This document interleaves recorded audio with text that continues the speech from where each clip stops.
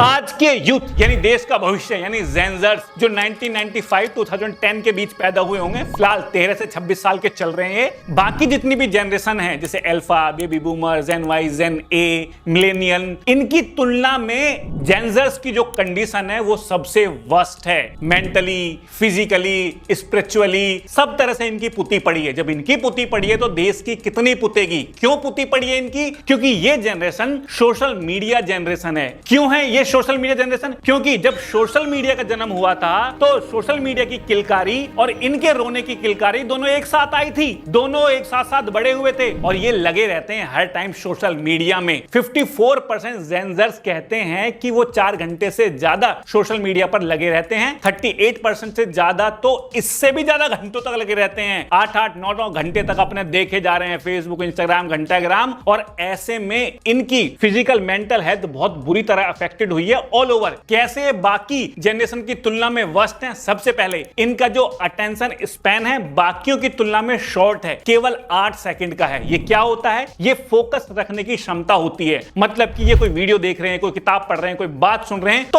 8 second में ही इनको कुछ ग्रेटिफिकेशन मिल जाना चाहिए, या ह्यूमरस मिले, या फिर शॉकिंग मिले, या सेंसुअलिज्म में मिले। इनको मिलना चाहिए तब तो ये सुनेंगे। और अगर बोर लगा ना इनको 8 सेकंड में, वो मजा नहीं आया, तो भैया ये छोड़ के भाग जाते हैं ना किताब पढ़नी। और आपने देखा होगा कि आजकल के बच्चे जब कोई कॉम्प्लेक्स कॉन्वर्सेशन हो रही होती है तो वो उठ के चले जाते हैं, वो लंबी लंबी वीडियो को छोड़ देते हैं। उन्हें बस शॉर्ट्स, रील देखनी है, क्योंकि इनको सब कुछ मिला है fast, quick, bite size context मिला है। यहाँ पर शॉर्ट आ रही है, यहाँ पर 10 मिनट में ब्लिंकिट आ रहा है, यहाँ पे पिज्जा आ रहा है 30 मिनट में, यहाँ सब जल्दी जल्दी आ रहा है, तो इनको सब जल्दी जल्दी जल्दी चाहिए। इनका अटेंशन लाइफ स्पैन शॉर्ट होने के कारण इनका एकेडमिक परफॉर्मेंस लो हो जाता है। और बच्चों का अगर एकेडमिक परफॉर्मेंस लो हो जाता है, पढ़ाई लिखाई में कमजोर होते हैं, और फिर भविष्य में कैसा परफॉर्म करेंगे ये तो रिलेटिव है। दूसरा, हेल्थ वाइज भाई साहब बहुत बुरी हालत है इनकी। 42% जेनजर्स मेंटल हेल्थ से प्रॉब्लम है, जिनमें से 22% तो सुसाइड करना चाहते हैं, 10% ने तो कर ही ली। एंजाइटी, स्ट्रेस से भरे रहते हैं हर वक्त। क्यों?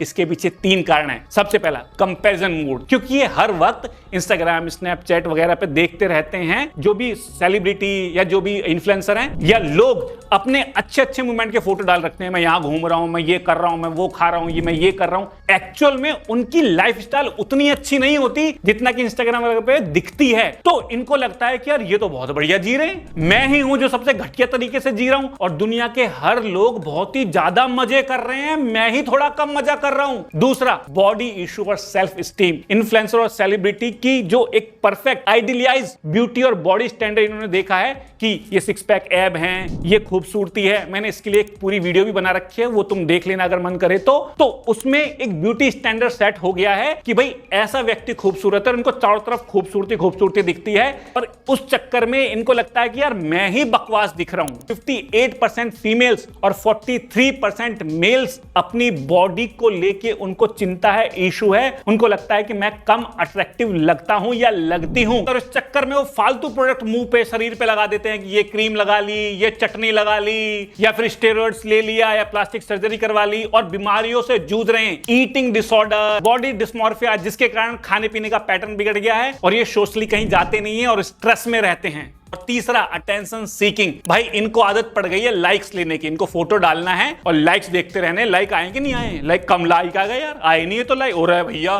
कोई देख नहीं रहा मुझको तो लोग अटेंशन नहीं दे रहे। बाहर घूमने जाते हैं तो भी लाइक देखते रहते हैं कि लोगों ने, उनको हर चीज की फोटो डालनी है, उनको खाने की फोटो डालनी है, उनको नाचने की फोटो डालनी है, उनको घूमने की फोटो डालनी है, उनको सांसें लेने की फोटो डालनी है, और फिर उस पर चाहिए उनको लाइक्स। और जब लाइक्स नहीं मिलते तो वो ऐसे एंजाइटी और स्ट्रेस में आ जाते हैं कि यार लोग मुझे तो चाहते नहीं है। इसे कहते हैं फोमो। फोर्थ रीजन है प्रिटेंटिनियस होना, फेक होना। ये हर वक्त एक झूठ में रहते हैं, सज धज के रहते हैं। फोटो डालने के लिए अच्छी अच्छी जगह जाते हैं, असली में नहीं रहते। अच्छा खाते हैं, अच्छा पहनते हैं, सब दिखाने के लिए करते हैं। और एक फेक व्यक्ति नॉर्मल बीइंग में मोस्ट स्ट्रेस में रहेगा, क्योंकि हर वक्त वो एक आइडियल स्टेज को मेंटेन करने की कोशिश करेगा सोशल मीडिया पर। 91% जेनजर्स ने एक्सेप्ट किया कि सोशल मीडिया के कारण हाँ भैया हमें बहुत स्ट्रेस है। इनको कम्युनिकेशन में प्रॉब्लम है, इनकी कम्युनिकेशन स्किल डेवलप ही नहीं हुई है। सैन डिएगो की प्रोफेसर ने कहा है कि ये हर वक्त जो भी रिस्पॉन्स करते हैं वो टेक्स्ट पे करते हैं, लिख के करते हैं, वर्बल इनका कुछ होता ही नहीं है। 4 लोग घर में बैठे हैं, टेक्स्ट पे ही बात कर रहे हैं, गुड मॉर्निंग की व्हाट्सएप अपने पापा को व्हाट्सएप पे किया जा रहा है। इसके कारण इनके जो फेशियल एक्सप्रेशन है या वर्बल कम्युनिकेशन है या जो भी मुंह से बता सकते हैं वो वाली स्किल मिस्ड है आज की जनरेशन यानी जेनजर्स में। इसके कारण जब ये किसी कम्युनिकेशन एटमॉस्फेयर में जाते हैं तो ये हिचकिचाते हैं पूछने में। 74% मैनेजर या लीडर्स ने बताया है जॉब प्लेस में जो जेनजर्स हैं उनके साथ कोऑर्डिनेट करने में बहुत दिक्कत आती है, क्योंकि जब जेनजर्स काम तो करते हैं लेकिन जब इनको कुछ पूछना है या कुछ कहना चाहते हैं तो ये बोलते नहीं है, क्योंकि इनको लिख के बताने की आदत है। वर्बल कम्युनिकेशन है उसमें ये फेल हो जाते हैं और इसी जॉब प्लेस में ये पूरी तरह कंफर्टेबल नहीं हो जाते।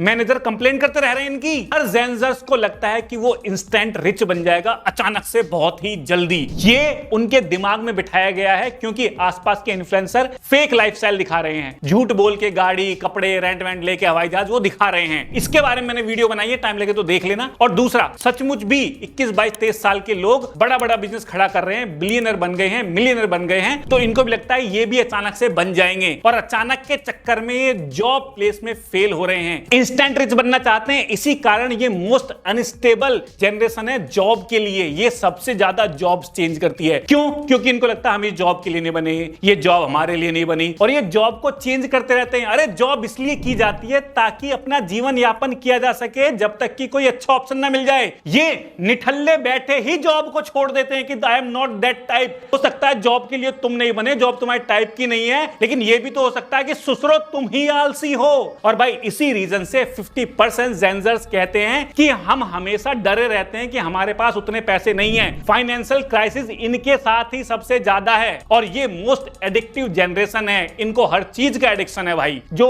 दारू ड्रग्स ये तो एक अलग ही बात है, लेकिन इनको सोशल मीडिया का भी एडिक्शन है। इनके डोपामाइन रिलीज हो रहे हैं, इनको शॉर्ट का एडिक्शन है, इनको बिंज वॉचिंग का एडिक्शन है, या तो ये 8 सेकंड का लाइफ स्पैन है इनका, ये शॉर्ट देखेंगे, या फिर ये नेटफ्लिक्स की 8-8 घंटे के शो देखेंगे रात को 3-3 बजे तक जब तक खत्म ना हो जाए। अरे भाई इतना एक्सट्रीम क्यों हो तुम?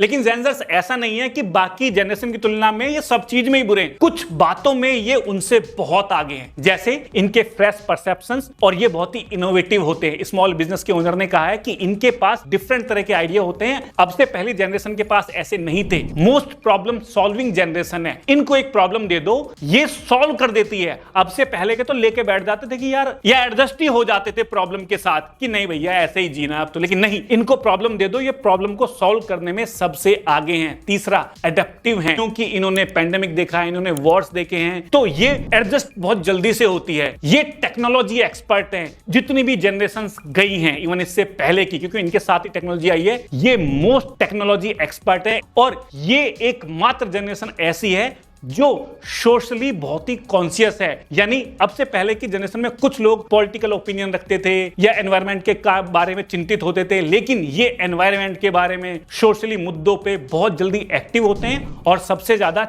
चिंतित होते हैं। लेकिन ये सब बढ़िया है, लेकिन पलड़ा भारी है इनकी मेंटल इलनेस का। जेनजर्स को वो बीमारियां हो रही हैं 15-16 साल की उम्र में जो 80 साल के लोगों की उम्र को हुआ करती थी। BP, sugar, heart attack, text neck जैसी बीमारियां हो रही हैं कि उनकी स्पाइन ही मुड़ गई। भाई इनका शरीर बुरी स्थिति में आ चुका है केवल बाली उम्र में। यदि व्यक्ति का फिजिकल और मेंटल स्टेट ही सही नहीं होगा तो किसी भी क्वालिटी का क्या फायदा। तो भाई जितने भी जेनजर्स है ना, मैं तुमको बस इतना सलाह देना चाहता हूं कि पुरानी जनरेशन से सिर्फ तुम स्लो रहना सीखो, मेडिटेशन करो, और परफेक्ट लाइफ एक इल्यूजन है, इस बात को समझो। तुम्हें सबके जैसा नहीं बनना कि वो रिच है तो मैं भी उतने रिच हूंगा। मोटिवेशन ले लो, लेकिन उससे प्राप्त ना होने पर आपको स्ट्रेस, एंजाइटी, मरने के ख्याल ये करने की कोई जरूरत नहीं है।